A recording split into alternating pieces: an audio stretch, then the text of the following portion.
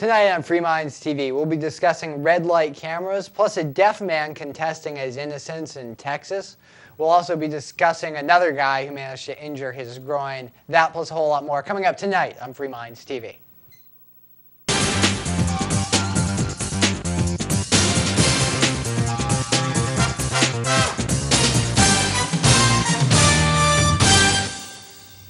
It is episode 167 of Free Minds TV, and it is Toby here with you. And Nick. This is the show where we challenge you, the viewer, to think outside the box, challenge the bigger media stories out there. Yes, we'll take them, swing them around, give them our own twist of libertarianism, and challenge you to think more critically. Think about things that you might not get from the bigger media. We are going to be talking about one man in the UK who took 50,000 volts to the groin, Nick. But apparently he didn't do it to himself. No. When we were talking about this before, I thought you said it was like the guy we reported on who shot himself in the groin, I think in Colorado. This man was accidentally shot in the groin by a police officer. We'll be getting into the I guess that's more of a news story. But first, we're going to be discussing red light cameras. Yes. This is something we've talked about many times on the show because, well, they keep on popping up everywhere. They cause more accidents than they prevent. They've caused very many deaths. I mean, we've talked about noted deaths because of red light cameras. There have been a lot of studies done that show that people are either jacking on their brakes when they know there are red light cameras because they don't want a ticket. So if they notice at the last minute that I'm not going to make it, they're going to hit their brakes and people will rear-end them, or they'll try and gun it through at a high rate of speed while the light before it turns red, before the camera can get them, and they can crash into people who are turning right. So studies have shown that like they actually make intersections less safe. We know that if police officers and cities and governments really wanted no one to run a red light, they'd put them up on every single intersection, and then no one would run the red lights anymore. But that's not what they want. They're in states that have them. They move them around. They're to generate revenue. They're not to make people obey the law. It's a way of making money. We've talked about situations where the cameras are set up unfairly and force people to roll in front of the stop line in order to see if it's safe to take a red light turn. So right, there's some intersections where you have to. You have to pass it, and then you're given a ticket. So essentially every car that goes through the intersection, boom, that's $100, $200, in some cases up to $400 in some places for running these red light cameras. But this is a different take on it. We will be talking about some of the states that have made it illegal to set up speed cameras and red light cameras. But first, there was one story that came across the intertubes that really showed just how evil some of the court systems have become in collecting these revenue from these red light cameras and making sure that people don't challenge them, even though they may be completely innocent. Right, and this is coming from Columbus, Ohio. For the city, each day brings a new batch of $95 tickets. Apparently that's what they charge in Columbus for red light violations. More and more, the traffic cop responsible for the tickets is a camera. The cameras catch people in the act, either blowing through red lights or turning right on red. Supposedly the allegation is without stopping. The program's working. It's successfully issuing tickets. But this reporting here points out that there were a number of cases, 60 cases in 2009, 71 the previous year, where people did contest their tickets and won. That's about 14% of the people who contested their tickets were found not guilty. And you have to remember, not everyone's contesting their tickets here, because in the city of Columbus, what you have to do is, if you're issued one of these tickets, well, you have to pay $95. Remember, that's the same as the amount that the fine for the offense is worth. You have to pay $95 bond just to have a hearing in traffic court. And some people... So you have to pay $95. You need to pay the price of the ticket in order to have your day in court, even though you are innocent until proven guilty? Right. And then you will get your money back, but it seems the city, in some cases, has been keeping the money for 60 to 90 days before getting it back to people. So you have to pay. You've been accused of an offense, and now you have to pay for the proceeding. That seems unconstitutional. I mean, you're innocent until proven guilty. You have the right to a fair trial. How can they make you pay to have a fair trial if you're presumed innocent? They're supposed to have the burden of proof, not you. Well, yeah, and that's there's a quote here from Joshua Dressler, who is I guess he's written a lot of textbooks on criminal law, and he says, I think the city of Columbus should be ashamed of itself. And it is pretty clear here that there's some fundamental misunderstanding on the part of the city of Columbus, Ohio, on how the U.S. Constitution is supposed to work. The Columbus City Council president, Mike Mentel, during this interview, he's quoted as saying, "We are assuring people show up to court by making them pay this bond. If they have the adequate evidence, then the money will be returned to them." So he's saying, well, if you have the evidence to prove yourself innocent, then you'll get your money back in a couple months. You don't prove yourself innocent, the burden of proof rests with the state, they have to find you guilty. Otherwise, if you have the other system, you're just guilty. They could charge you with any offense. And then you have to prove that you didn't do it. Well, Nick, and more, I think we've been moving towards a kind of justice system that is right exactly in line with what this councilman or woman, I forget what it was, is talking about. The city council president. It's. I mean, that's essentially what we're operating with when you go to any kind of a traffic court. It's pretty much presumed guilty, and then you have to prove you're innocent, if anything else. I mean, that's how, if you've ever been to traffic court, time and time again, it's just railroading them right on through over and over. It's all and about over revenue. Again. It's all about revenue.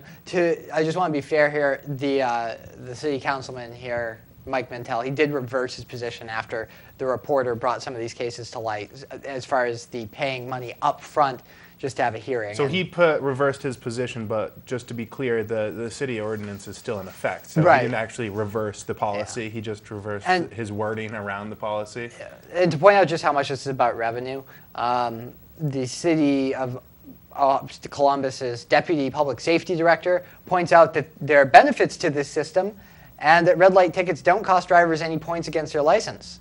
Because you can't prove who was driving. driving. And there are no court costs. Well, yeah, and people are more likely to pay and not contest it if there are not points on their license. Yeah. So it's all about getting them to pay. Oh, absolutely. You would think that if you're really concerned about public safety, then wouldn't you want points on the license? Because if the state already has that system in existence supposedly to look out for public safety. Well, Nick, if it was about public safety, red light, if it was about public safety, you wouldn't have the red light cameras up in the first place. You'd look at the research. Well, I guess you might in the first place, but then you'd look at the research and say, wow, these are making intersections unsafe. Yeah. It's time to be taking them down. And just to point out, thankfully, New Hampshire is not one of the states. There's actually, I think, 15 states across the U.S. that have banned the use of red light and speed cameras, I believe. New Hampshire being one of them. I think that legislation went through in 2006, making it illegal here to be putting them up. And there's quite a few, as you had pointed out when before the show started, Nick. These are largely states where there's a lot of freedom mentality of government. Yeah, mostly it looks like mostly the Mountain West, the Midwest, and parts of Appalachia and northern New England. The only two New England states that have these are obviously Massachusetts is the only state apparently that has speed cameras. In fact, just speed cameras in not the red U.S. light cameras too. Right, just speed cameras, and then Rhode Island has red light cameras. In fact, but the rest of New England, you're fine. Just don't go to New York. And beyond the fact that these are mostly in place just to get revenue out of people, and oftentimes you didn't actually commit the offense, it just triggers the camera to go off. It's also the beginnings of having a camera system like they have in the UK. Yeah, well, we reported that some of these camera systems, some of them just snap a picture, but some of them create video and actually can be used to hook up and link up huge databases of video. Well, and they're doing that in places like, Chicago, Illinois has an extensive camera, public surveillance system now. So rather, you don't need to actually put the new cameras out there. You just link up the existing cameras that are already on the road. Right, and you network into a central database. Big Brother at work. Well, speaking of Big Brother, we certainly have it over here in the United States, Nick, and it's certainly creeping up more and more. But certainly, we've got those cameras going up everywhere. We talk about it a little more.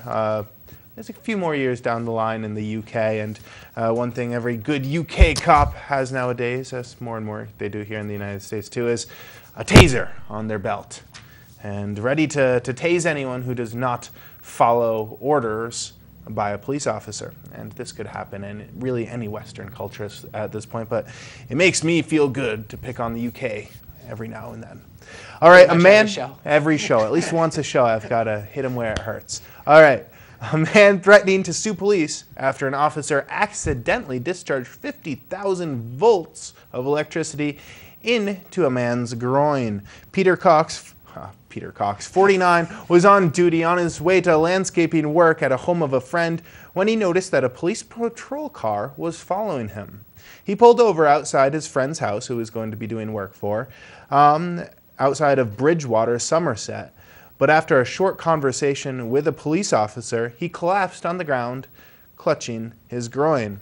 Police today confirmed that the taser weapon was accidentally discharged and an investigation is underway.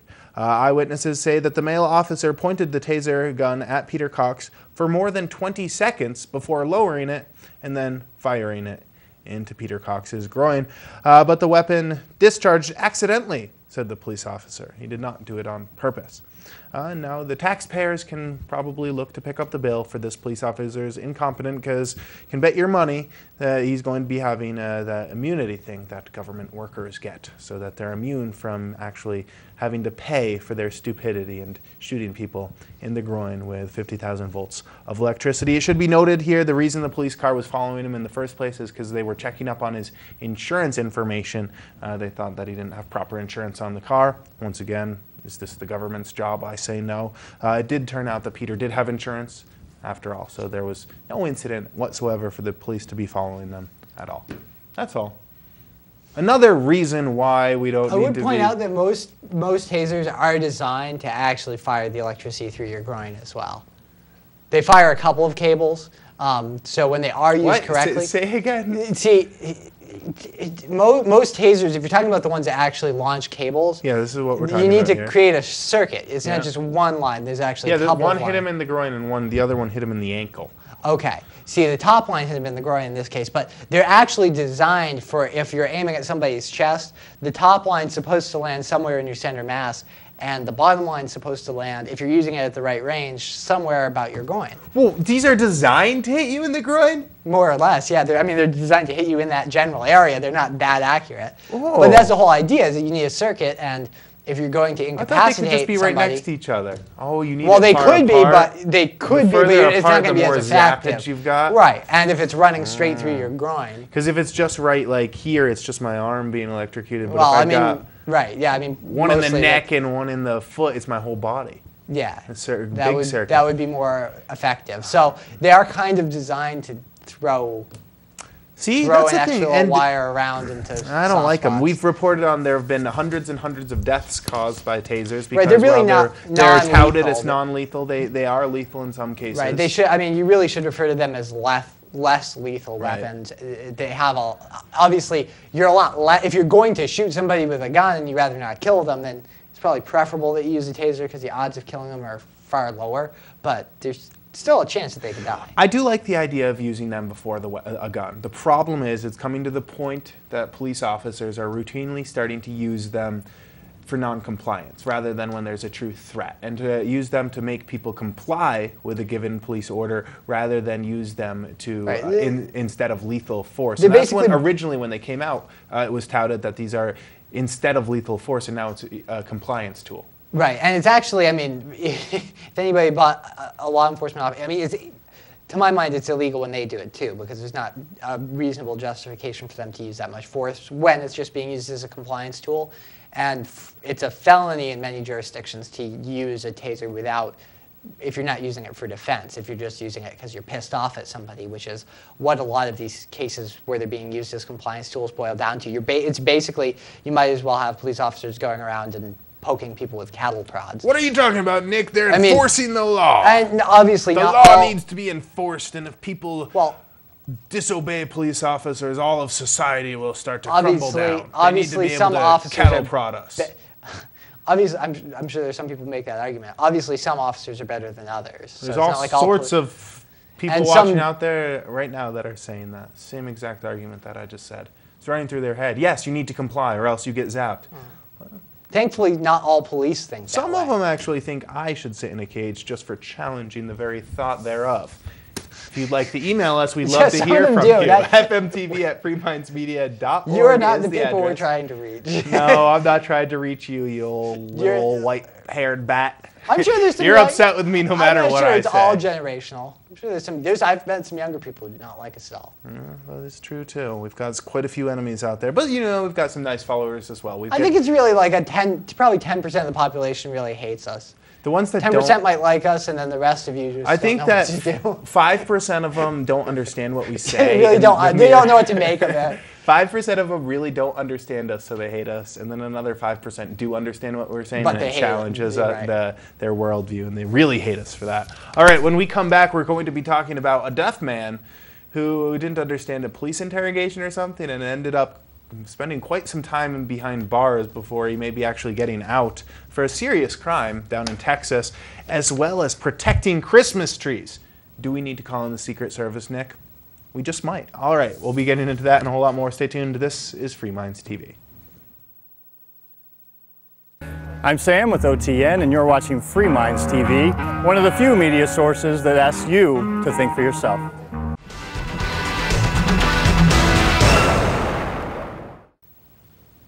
And hello, audience. It is still Toby here with you. And Nick. All right, Nick. We'd like to invite the audience, you guys out there, to log on to our website, freemindsmedia.org. From there, you can contact us, help out the show, donate us money, send us hate mail or like mail. Get on the forum, check out our show content, archives of the show. So much is up there, freemindsmedia.org. All right, Nick, when we left, we said we'd be talking about a man in Texas who was convicted after he confessed to raping a 5-year-old girl. But it turns out he was deaf. The interrogation lasted for 18 hours, and he also confessed to some other fictitious crimes that interrogators made up to see if he was telling the truth, yet somehow he's still been spending years in a jail cell, right, and now maybe getting out. There's a move to have him exonerated. There's also physical evidence that makes it pretty clear that there's another far more likely suspect who's since been arrested for other sex offenses.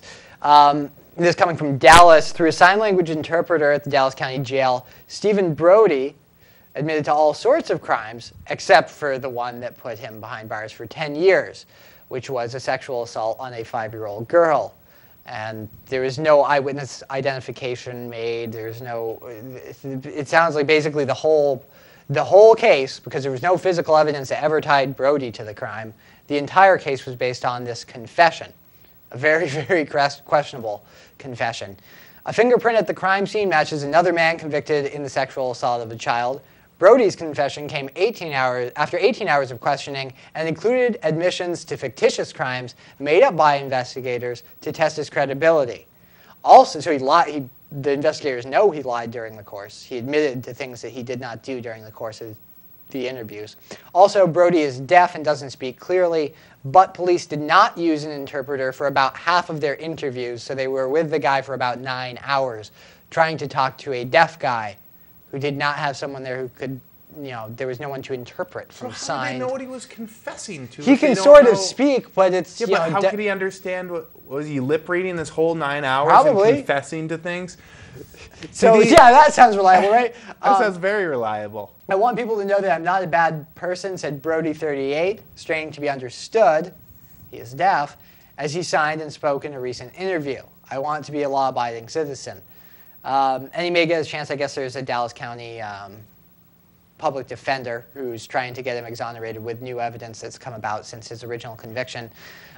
He does say, and this is probably a very good idea, Brody here says, if they find me not guilty and I'm exonerated, I'm getting out of Texas. Probably a good idea, because it always seems like these horror stories that we read about people who are clearly innocent, still in prison, they always seem to come from Texas for some reason. I think you've got some overzealous prosecutors out there who just want another one notch up on their belt. I don't know. It seems like I always read these statements from prosecutors who are just like, yeah, well, he was convicted. A jury of his peers found him guilty. Like in most places, was he guilty of the crime? A jury of his peers found him guilty. Now, if we got They would 12 probably have executed dumb, white him trash piece of crap people in Texas to say guilty, that's all that matters. The facts of the case don't matter, whatever. But if you can get the dumbest people in the country into one room and find someone innocent, that's all that matters. Because I've said this before, Nick, and I'm not afraid to say it again. If you make it all the way to that jury, chances are you're not the brightest crayon in the box. I mean, it just works itself out that way. They weed out the people who actually can think critically. They want the people who are just going to lap up the crap that they feed them. It's a fact of the case. I'm sorry. It's just what's out there. Now, it's not 100% true, so there are some smart people that occasionally get in juries. But process. Yeah, but so I mean, they can try to go for people. It's a weeding out selection. Basically, what you get is you get mediocre.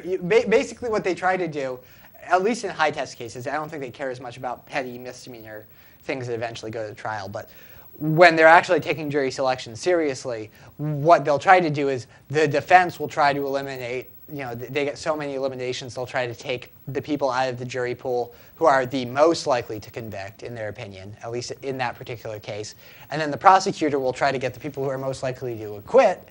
And then you basically get a mass of people who are just relatively unopinionated. Yeah. And will, as you said, they're more likely to just take whatever they're handed. This happened back in '91, so this was a long time ago. He spent 10 years in jail. Back in '91, Brody was a teenager, and he was a petty criminal. I mean, he had a juvenile record, things like that. In the Dallas suburb of Richardson, when police arrested him for stealing quarters from a soda machine, far cry from a sexual assault on a 5-year-old. But during questioning, their focus shifted to more serious crimes, like this unsolved sexual assault on a 5-year-old girl. The case was one of about a dozen similar sexual assaults that took place in the area in the early 90s. And they even, I guess the media down there coined the term the North Dallas rapist.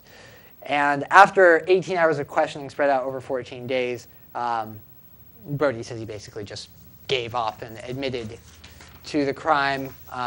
His thoughts on it were that the police were under a lot of pressure to convict somebody and get the rapist, so they needed a conviction. They need somebody, might as well be me. Right. Line of thinking. Yeah, well, people do this. I mean, people. Well, he confessed to crimes that he didn't. Isn't commit. the one thing you have if you're going to jail anyway says you didn't confess to it? I can't believe confessing to something and then going to jail for it. I don't know. It does seem weird to me. Some people are worried that they're going to move forward with the prosecution anyway. So then they'll admit, like, oh, I'll plead, I'll admit that I did it and plead guilty if you'll work out a plea deal. Because that's going to make it. Well, what? Yeah, it's dumb, but people do this. I get the plea deal thing. When you're saying, well, if you just say you're guilty, we won't threaten 25 years in jail. You'll just do 2. That's what I get that. I don't get the I did it, whatever. Or was well, this some part people of a are plea worried. Deal that he did? No, his confession. I'm taking this. There wasn't a lawyer present for his confession. No. As far as the story reads. No. It was they interrogated, broke him down. Right. It points out the importance of Miranda, which they've recently weakened. But what he did here was after arraignment, after it was going to trial, the judge ruled the confession admissible. Bodie and his attorney, he had an attorney at that point, came up with a plea deal, basically, because they figured out that a conviction without a plea deal was punishable by up to 99 years in prison. So they cut a 5-year, plea deal. You'd only serve 5 years. After serving that sentence, Brody served 2 more sentences related to the case, totaling an extra 5 years incarceration for twice failing to register as a sex offender. And it seems pretty clear there was evidence. As we mentioned, it was all based on this rather sketchy confession. While Brody was in prison, Richardson police found that there was a fingerprint on the girl's window. The girl was abducted from her bedroom. It matched Robert Waterfield, according to court documents.